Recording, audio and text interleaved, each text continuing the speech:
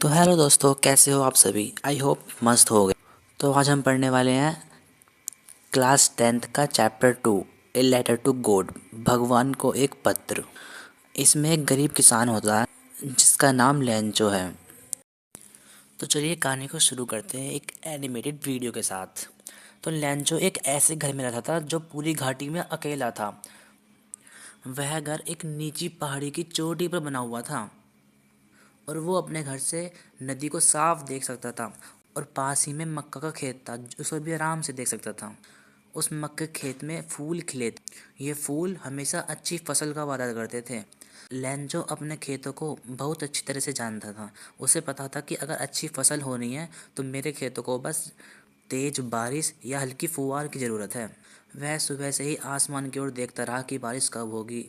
फिर उसे बारिश होने का अनुभव हुआ। उसने अपनी पत्नी से कहा, अब हमें सच में बारिश का पानी मिलेगा। उसके बड़े लड़के खेत पर काम कर रहे थे और छोटे बच्चे घर पर खेल रहे थे। फिर उसकी पत्नी ने सबको खाने के लिए बुलाया कि पहले खाना खा जाओ। जब लेंचो खाने के लिए बैठा था तो बड़ी बड़ी बारिश की बूंदें गिरने लगी, जैसा कि उसने पहले सोचा था। लेंचो बहुत खुश हुआ। वह बारिश का आनंद लेने के लिए बाहर चला। लेंचो ने बूंदों को एक नए सिक्के कहा, लेकिन थोड़ी देर बाद ही वह बारिश बड़े बड़े ओले में परिवर्तित हो गई। फिर थोड़ी देर बाद लेंचो ने पर्दे के पीछे से देखा।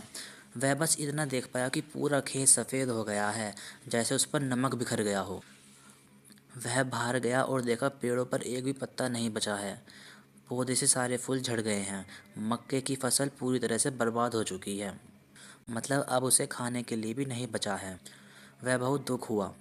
उस रात का माहौल बहुत दुखी करने वाला था। लेंचो ने अपनी पत्नी से कहा, हमारी सारी मेहनत बर्बाद हो गई।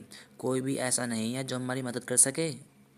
घाटी के बीच बने उस अकेले घर में रहने वाले सभी लोगों के दिल में सिर्फ एक ही उम्मीद थी, भगवान से मदद।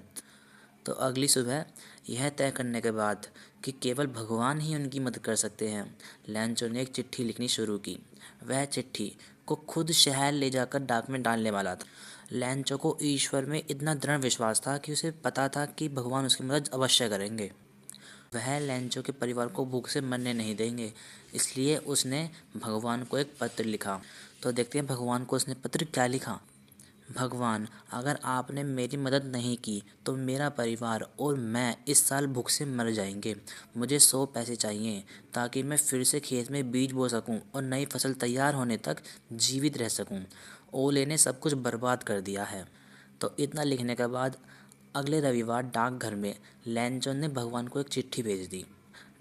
वहाँ एक डाकिया था जो बहुत मोटा था और पर मिलनसार व्यक्ति था। पहले तो वह बहुत हंसा, लेकिन तुरंत गंभीर हो गया। उसने चिट्ठी को मेज पर थपथपाते हुए कहा, क्या विश्वास है।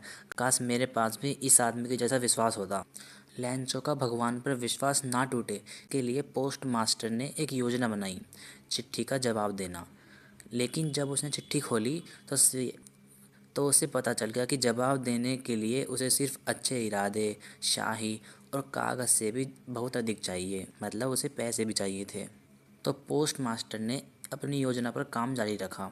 उसने अपने कर्मचारियों से पैसे मांगे, अपनी तनख्वाह का एक हिस्सा दिया और अपने कुछ दोस्तों से भी कुछ दान देने को कहा। लेंचो द्वारा मांगे गए 100 पैसे जुटाने पोस्ट मास्टर के लिए असंभव था। वह किसान को केवल आधे से थोड़े ज़्यादा पैसे भेज सका, मतलब 70 पैसे ही भेज सका।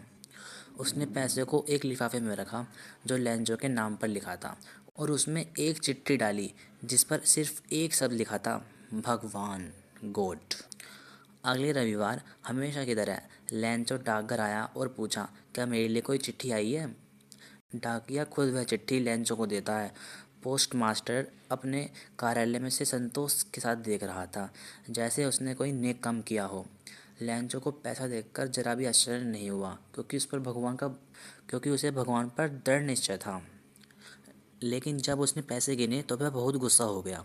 उसने सोचा, भगवान, मैंने जितने पैसे मांगे थे उनमें से सिर्फ 70 पैसे ही मुझे मिले हैं।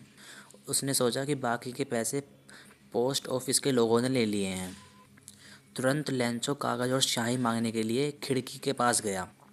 उसने बाकी पैसे भेजने के लिए भगवान को एक और पत्र दोबारा लिखा, लेकिन उसने भगवान से डाक के माध्यम से पैसे ना भेजने के लिए कहा, क्योंकि उसके अनुसार डाकघर के मालिक ठगों को एक झुंड थे। आई होप ये वीडियो आपको समझ में आई होगी। मिलते हैं नेक्स्ट वीडियो में। Don't forget to like, subscribe and share.